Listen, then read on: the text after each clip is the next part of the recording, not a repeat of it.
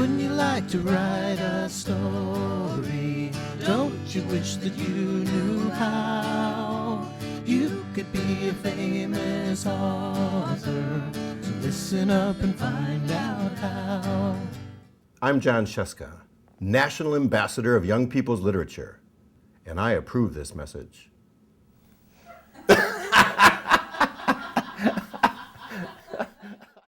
Welcome to Penguin Storytime. I'm your host, Kim Lauber, with the School and Library Marketing Department at Penguin Young Readers Group. Today we're talking with author and illustrator Judy Schachner. Judy established a name for herself with such picture book classics as Willie and May and The Granny Man, and in 2003 created everyone's favorite Siamese kitty boy who thinks he's a chihuahua, Skippyjon Jones. In his various adventures as the mask and cape-wearing Spanish-speaking El Skippito, Skippy confronts a gang of banditos, has gotten into some serious mummy trouble, gone on a big dig, and will soon be lost in spice. Yes, spice. Judy, thanks so much for being here today. My pleasure. So did you hear that Skippy got out and went to IRA to visit some teachers? No, I did not. Shall we see what he's up to? Sure. Skippy, can we take a picture with you? Ready? It's hard to get those ears in the picture.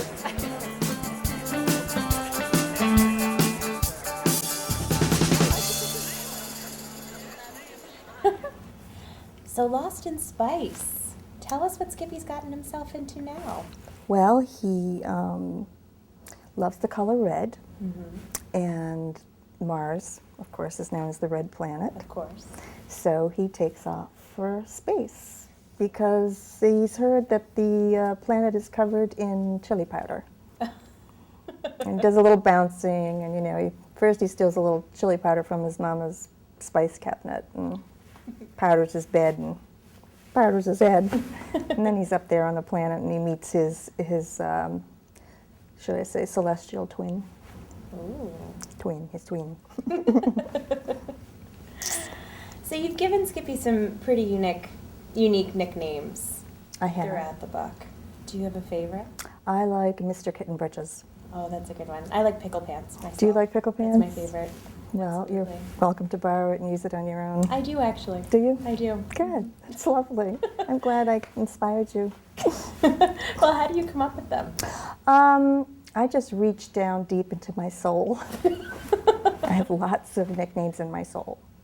But my mother used to call me everything but my name. It was Lizzie Tish and Pigeon and Chicken Liver and All kinds of good things. yeah. So that's Junebug is really me.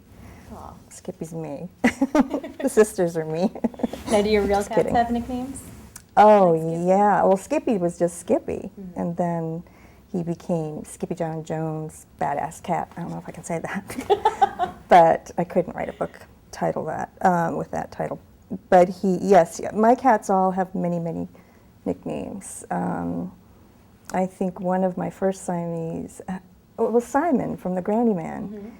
My daughter Emma couldn't say Simon, so she said Mimone, so we started calling him Mimone, the main man, Mimone, the main man, the mainline mini man with a mothball for a brain the size of a pea with not much on it. Wow. That's very impressive. Yes.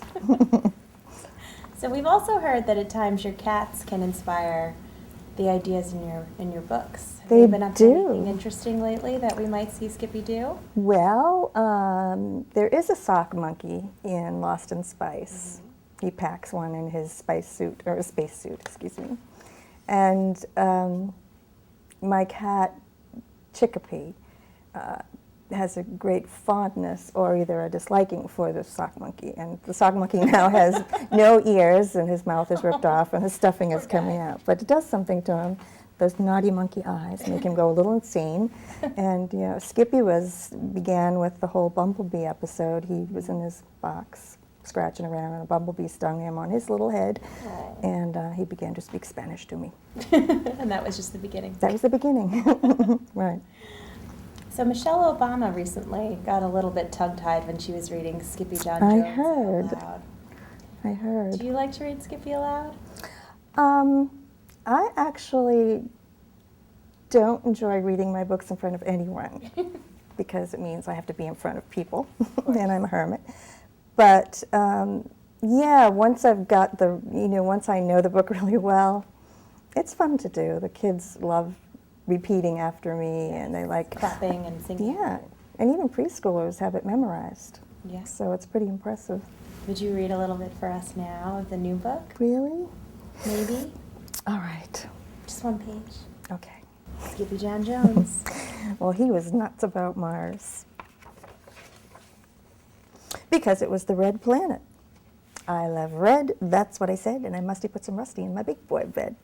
So off he went to the kitchen where Mama and the girls were starting supper. We're making tuna poodle casserole, crooned his sister Jilly Boo Jones. Tuna noodle casserole, corrected Mama. A poodle is a dog, and we don't eat dogs. Skippyjon thinks he's a dog, said Jezebel. Yeah, agreed Jujubee. He thinks he's a chihuahua. Because his ears are too big for his head, added Jezebel. That's enough, scolded Mama. Pinkie Pie's ears are just fine. But Pinkie Pie was oblivious to their chatter. May I please borrow your bottles of red spice, Mama? He asked politely.